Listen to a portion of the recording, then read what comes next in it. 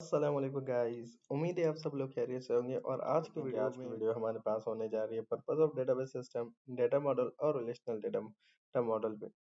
तमाम data model की पे हम डिस्कस करेंगे। उसके बाद हम देखेंगे कि रिलेशनल डेटा मॉडल क्या होते हैं और इसके बाद हम चैप्टर 2 में इसकी फर्दर डिटेल डिस्कशन चलेगी। इससे पहले हमने लास्ट वीडियो में हमने देखा था कि डेटाबेस क्या है, जो कि अगर आपने नहीं देखी तो आप ज़रूर देखिए, ज़रूर विजिट करें। उसकी लिंक आपको डिस्क्रिप्शन में मिल जाएगी लास्ट वीडियो की, आपने ज़रूर विजिट करनी, क्योंकि उसमें हमने डिस्कस किया था कि डेटाबेस क्या होता है, उसकी मार्केट वैल्यू क्या है और उसकी नीड क्यों पड़ी और हम डेटाबेस को कहाँ कहाँ यूज़ करते हैं। अगर आप हमारे YouTube channel Edge Tech Hub पे न्यू है तो हमारे यूट्यूब चैनल को सब्सक्राइब करें और बेल के आइकन को क्लिक करना मत भूलें। और अगर आप मेडिकल साइड से हैं और मेडिकल की फील्ड से हैं और आपने बायो मेडिकल केमिस्ट्री वगैरह इनकी प्रिपरेशन करनी है तो हमारे YouTube channel the aesthetic media को में जाएं, उसे विजिट करें और सब्सक्राइब करें और हमें सपोर्ट करें। तो चलिए आज की वीडियो की तरफ बढ़ते हैं। Let's move to our video today. तो सबसे पहले हम बात करते हैं पर्पस ऑफ डेटाबेस सिस्टम कि डेटाबेस की जरूरत हमें क्यों पड़ी। सबसे पहले हमारे पास जो डेटाबेस हमने जो पहले पहले लास्ट टाइम में जब हमने कंप्यूटर डिजाइन किया था, बनाई थी और हमें डेटा को रखने की जरूरत पड़ी तो हमने फाइल सिस्टम क्या बनाया था कि फाइल सिस्टम बनाई थी, जहाँ पे हमने डेटा हम फाइल में रख रहे थे, एक फाइल से दूसरे फाइल में हम रख रहे थे। तो वहां पे हमारे पास डेटा होती थी, जिसकी वजह से हमने जिसका जो टॉपिक है उसका नाम भी रखा है कि फाइल सिस्टम वर्सेस डेटाबेस। कि फाइल सिस्टम और डेटाबेस में फर्क क्या है। तो सबसे पहला जो इशू आता था वो आता था हमारे पास डेटा रिडंडेंसी और इनकंसिस्टेंसी की। अगर हम बात करते हैं डेटा रिडंडेंसी और इनकंसिस्टेंसी, तो रिडंडेंसी और इनकंसिस्टेंसी का मतलब ये है कि हमारे पास जो डेटा है वो डुप्लीकेट होता था। अब ये कैसे होता था, मैं आपको तो कुछ एग्जांपल देता हूँ। जैसे कि हमारे पास एक फाइल है और हमने उस फाइल में हमने डेटा रखा हुआ है। अब डेटा लेस से मैंने एक मूवी रखी। अब मैं अगर उसका दोबारा कोई भी मूवी रखता हूँ तो वो वहाँ पे डुप्लीकेट हो जाता है। उसी नाम से अगर मैं कोई और मूवी रख लेता हूँ तो वो डुप्लीकेट हो जाता है, जिसकी वजह से ये डेटा रिडंडेंसी और इनकंसिस्टेंसी पैदा होती है। डेटा डुप्लीकेशन हमारे पास डेटा में पैदा हो जाती है, जिसकी वजह से हमारे पास उसको एक्सेस करना और जो हमारे पास रिसोर्सेस हैं उनकी यूटिलाइजेशन बहुत ज्यादा वेस्ट हो रही थी। उसके अलावा हमारे पास ये था कि हमारे पास डायरेक्ट एक्सेस बहुत ज़्यादा डिफ़िकल्ट होती थी। अब ये कैसे? क्योंकि देखें हमारे पास क्योंकि एक डेटा है, उसकी मुख्तलिफ़ कॉपीज़ हमारे पास अवेलेबल है और मैं जिस कॉपी पे काम करना चाहता हूँ, वो कॉपी एक तो मुझे पता नहीं है कि कहाँ पे अवेलेबल है और फिर किस फ़ॉर्मेट में अवेलेबल है, तो मैं अगर उसको एक्सेस करने जा रहा हूँ, तो वो मेरे लिए बहुत ज़्यादा मुश्किल होता था। ठीक है? और और हर बार मुझे कोई भी एक टास्क के लिए मुझे अलग से क्यूरीज लिखनी पड़ रही थी। क्यूरीज लिख रहा था और उनको मैनिपुलेट करना था, तो वो मेरे लिए बहुत ज़्यादा मुश्किल हो रहा था और बहुत ज़्यादा टाइम टेकिंग टास्क था। तो ये भी एक किस्म का मेरे पास बहुत ज़्यादा मुश्किल थी, जिसकी वजह से मैं उसको एक्सेस करना बहुत ज़्यादा मुश्किल हो रहा था। उसके अलावा होती थी डाटा आइसोलेशन, मतलब कि हमने जो डेटा रखी वो डिफरेंट हो जाती थी। मैंने एक टेबल बनाया एचआर का, एचआर के डेटाबेस है और उसमें एचआर की डेटा है। अब हर बार जो नया बंदा आ रहा है तो उसके जो डेटा है वो अलग अलग फॉर्मेट में सेव हो रही है, क्योंकि एक फिक्स फॉर्मेट नहीं है, एक फिक्स वे नहीं है कि हम डेटा रखें वहाँ।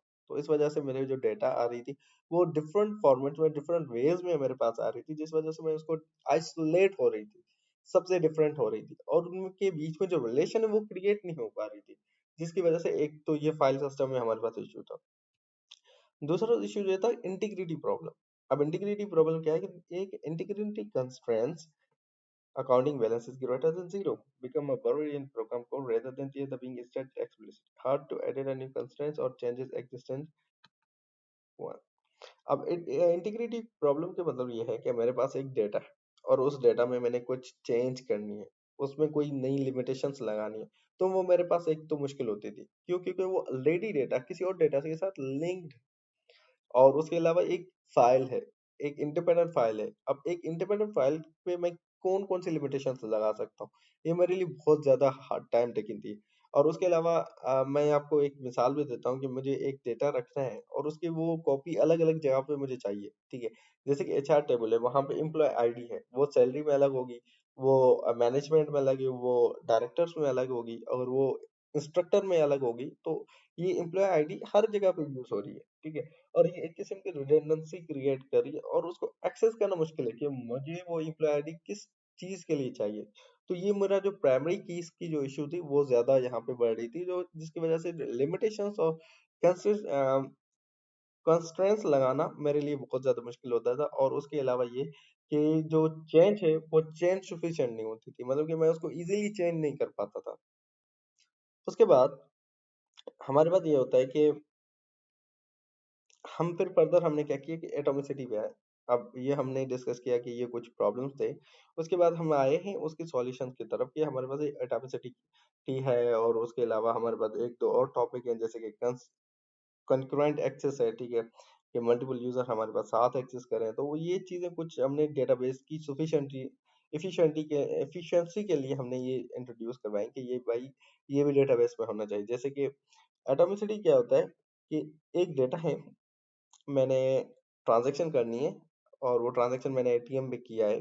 तो अब इशू ये होता है कि मैं जब कोई ट्रांजैक्शन कर रहा हूँ और सडनली मैंने कार्ड इन किया, मेरा कार्ड आउट हो गया, मैंने पासवर्ड इंटर किया, अमाउंट इंटर किया, लेकिन अमाउंट नहीं, क्योंकि कोई फेल्यूर क्रिएट होता है। तो क्या अब जो मेरे पास जो डेटा है वो मेरे पास अमाउंट नहीं है, और वहां से अमाउंट निकला है और एटीएम से मेरे पास अमाउंट नहीं है, बीच में अटक गया। तो अब क्या होगा, इसको कहते हैं एटॉमिसिटी। एटॉमिसिटी होती है कि हमारे पास जो पार्शियली अपडेट है वो कैरीड आउट नहीं होंगे। Partially update in the sense कि मेरा जो काम है या तो वो जीरो होगा या बिल्कुल कंप्लीट होगा, बीच में कहीं पे भी नहीं आएगा।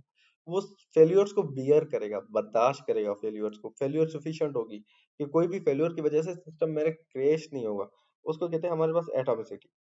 फेल्यूर में leave a database in a inconsistent state, ठीक है, और वो the partial updates carried out. कोई भी पार्शियल अपडेट होगी, कोई भी पार्शियल अपडेट अगर कैरिड आउट होती है तो उस वजह से मेरे पास सिस्टम है वो इनकंसिस्टेंट हो जाती है, वो डिस्टर्ब हो जाते हैं। उनको हैंडल करना हम कहते हैं एटॉमिसिटी। उसके अलावा हम कहते हैं कंकरेंट एक्सेस। एक साथ मल्टीपल डेटा पे मल्टीपल लोग एक्सेस करें, जो कि फाइल सिस्टम में अवेलेबल नहीं थी एज कम्पेयर टू डेटाबेस में। क्योंकि डेटाबेस में आप एक से ज्यादा चीजों को एक साथ एक्सेस कर सकते हो। इसकी मिसाल सबसे ज्यादा जो मैं देता हूँ वो देता हूँ ट्रेन सिस्टम की। कि आपने ट्रेन की ऑनलाइन बुकिंग ट्रेन होती है, वहां पे बहुत ज्यादा लोग एक ही टाइम पे वो चेक कर रहे होते हैं कि कौन कौन से बर्थ या सीट्स अवेलेबल है। लेकिन अब उनमें क्या होता है कि जो टाइम चले होते हैं वो नैनो सेकंड्स में वो आपको प्रायोरिटी देती है कि नैनो सेकंड पहले किसने बुक की है तो वो आपके लिए बुक हो जाती है, और दूसरे के लिए वो बुक नहीं होती। ये नैनो सेकंड्स की एक्शंस होते हैं, लेकिन वो आपको इन दैट केस वो आपको फेलियर शो नहीं करती, वो आपको प्रॉब्लम शो नहीं करती, वो क्रैश नहीं होती, क्योंकि वो जो बनी ऐसी होती है कि एक से ज्यादा लोग उसको एक्सेस कर सकते हैं इजीली, और उसको यूटिलाइज कर सकते हैं और उसको मैनिपुलेट कर सकते हैं। ये हमारे पास आ जाती है हमारे पास इनकंसिस्टेंसी। उसके अलावा सिक्योरिटी प्रॉब्लम्स की है कि हमारे पास जो डेटा पड़ी हुई है उनको सिक्योर नहीं है, कोई भी एरो गैरो तो करो आके हमारे पास डेटा को एक्सेस कर देगा, ठीक है, और उसको यूज करेगा, चेंज करेगा। तो ये हमारे पास जो डेटा है वो सिक्योर नहीं रहती, जिसकी वजह से हमारे पास सिक्योरिटी इश्यूज भी आते हैं फाइल सिस्टम में। उसके बाद अगर हम डेटा मॉडल्स की बात करें तो डेटा मॉडल्स हमारे पास होते हैं। डेटा में हमारे पास जो रिलेशंस होती हैं, वो जो एक्शंस हम परफॉर्म करते हैं वो होते हैं हमारे पास। एक तो डेटा होती है, ठीक है, तो हम टूल्स यूज करते हैं, एक तो डेटा होगी, ठीक है। उसके अलावा हमारे पास डेटा के रिलेशंस होती हैं, ठीक है। रिलेशंस इन द सेंस मैं आपको बता सकता हूँ कि रिलेशंस हमारे पास कैसे होती हैं कि एक फाइल है, उस पे एक बंदा है, उसने एक टेबल में उसकी जो डेटा पड़ी है वो किसी और टेबल के साथ वो रिलेट हो रही है। जैसे कि एचआर में एक बंदा है, उसकी हायरिंग की जो डेटा होगी उसके साथ वो कौन से मैनेजमेंट में कौन से डिपार्टमेंट में काम कर रहा है उसके साथ भी उसकी रिलेशन होगी। तो ये होगी हमारे पास डेटा रिलेशन। उसके अलावा डेटा सेमेंटिक्स। डेटा सेमेंटिक्स कहते हैं कि डेटा जो कि मीनिंगफुल ऑर्डर में हम रखें, उसको कहते हैं डेटा सेमेंटिक्स। उसके अलावा डेटा कंस्ट्रेंट्स हमारे पास होती हैं कि डेटा पे लिमिटेशंस लगाते हैं। एक्सेस की लिमिटेशन लगा दी हमने, हमने टेबल्स पे लिमिटेशन लगा दी, कुछ भी लिमिटेशंस आप जब लगाते हो तो उसको कहते हैं डेटा कंस्ट्रेंट्स। उसके अलावा अगर हम रेशनल मॉडल्स की बात करें तो हमारे पास जो मॉडल्स की बात करें अगर डेटा मॉडल्स की, तो वो है सबसे पहला हमारे पास रेशनल मॉडल है। फिर उसके बाद हमारे पास एंटिटी रिलेशन मॉडल है, ऑब्जेक्ट ओरिएंटेड मॉडल है, सेमी स्ट्रक्चर्ड मॉडल है। और उसके बाद अगर हम नेटवर्क की बात करें तो हमारे पास जो कि ओल्डर थी वो नेटवर्क मॉडल थी, जो कि पहले यूज की जा रही थी, फिर हायरार्की मॉडल वो उससे भी पहले यूज की जाती थी। और हम जो जिस पे पढ़ेंगे वो है हमारे पास रिलेशनल मॉडल, ठीक है। हमारी जो डिस्कशन चल रही होगी वो रिलेशनल मॉडल पे ओवरऑल बेस्ड होगी। उसके बाद हम अगर रिलेशनल मॉडल की थोड़ी सी ओवरव्यू देखें तो रिलेशन मॉडल हमारे पास कंसिस्ट कर रही होती है टेबल्स पे, जिन्हें हम रिलेशंस कहते हैं, उन पे कंसिस्ट कर रही होती है। उसके बाद उस हर एक एक रिलेशन की टेबल के कुछ एट्रीब्यूट्स होते हैं। अब एट्रीब्यूट्स क्या होती है, उसकी जो कॉलम्स होते हैं, जो हम एट्रीब्यूट देते हैं, जैसे कि हमारे पास एक एचआर की टेबल है, उसमें एम्प्लॉय है, उसमें एम्प्लॉय की आईडी होगी, उसका फर्स्ट नेम होगा, उसका लास्ट नेम होगा, उसकी डिपार्टमेंट होगी, ये सारे उसके एट्रीब्यूट्स हैं, उसकी खुसूसियात है, उसके कॉलम्स है, ठीक है, उनको हम कहते हैं। उसके अलावा हर एक एक एट्रीब्यूट का कुछ नाम होगा, डोमेन होगा, उसकी टाइप होगी कि किस टाइप की है, इंट है, स्ट्रिंग है, कौन सी है, ठीक है, ये होंगी। और उसका कोई नाम होगा जो कि हमने जैसे देखा है, full name, last name, first name, ये सारी चीजें होंगी। उसके बाद हर एक की जो रिलेशन है वो कंटेन कर रहा है टपल। टपल्स हमारे पास होती है रोज को, डेटा को, ठीक है, ये हमारे पास टपल होती है, रोज, ठीक है। और हर रोज टपल होगी जो कि हमारे पास एक रिलेशन में होगी, और उसका एक कोई भी ना कोई एट्रीब्यूट होगा, और कोई भी रिलेशन हमारे पास, टपल हमारे पास डुप्लीकेट नहीं हो सकती। वहां पे हमने देखा फाइल सिस्टम में हमारे पास डुप्लीकेशन बहुत ज्यादा थी, यहाँ पे हमारे पास रिलेशन मॉडल में डुप्लीकेशन नहीं होगी। और ये हमारे पास एक रिलेशन मॉडल, एक पूरा चैप्टर है, चैप्टर 2 हमारे पास पूरा रिलेशनल मॉडल है, हम उस पर कवर करेंगे इसी को। और टपल डुप्लीकेट उस सूरत में हो सकती है जब वो सारी एट्रीब्यूट्स को फुलफिल करें, ठीक है, जैसे कि हमारे पास फर्स्ट नेम, लास्ट नेम और हायरिंग डेट अब उसी बंदे की है, और उसी की दूसरे की भी है, तो वो दोनों सेम है, तो वो डुप्लीकेट हो सकती है, वरना वो कोई भी टपल हमारे पास डुप्लीकेट नहीं हो सकती। उसके अलावा इस मॉडल की जो खुसूसियात है वो ये है कि ये सिंपल है, सिंपलिसिटी हमारे पास इस मॉडल की खुसूसियात है। उसके बाद अगर हम बात करें, ये हमारे पास एक टेबल है, ठीक है, जैसे कि ये हमारे पास आईडी, ये हमारे पास है, ये रहा, ये एक एट्रीब्यूट है, ये एक दूसरा एट्रीब्यूट है आइंस्टाइन, ये हमारे पास एक दूसरा एट्रीब्यूट है नेम वाला, डिपार्टमेंट नेम ये एट्रीब्यूट है, सैलरी एक एट्रीब्यूट, और इन एट्रीब्यूट्स को हम कॉलम भी कहते हैं। और उसके अलावा ये टपल्स है, ये जो है, ठीक है, ये फिजिक्स वाला, ये पूरा टपल है, ठीक है, ये पूरा टपल है, ठीक है, मैं एक सेकंड कलर चेंज करता हूँ, ठीक है, ये एक पूरा टपल है, ये पूरा लाइन एक टपल है। और ये जो हमारे पास रिलेशन मॉडल है, उसका जो कॉन्सेप्ट दिया था वो एडगर एफ फोर्ड, ठीक है, 1993 में पैदा हुए और 2003 में, और उन्होंने ये इसके एयरफोर्स में थे, और इन्होंने इसके मॉडल के बारे में हमें बताया, और उसकी इंट्रोडक्शन दी, और उसके कॉन्सेप्ट दी।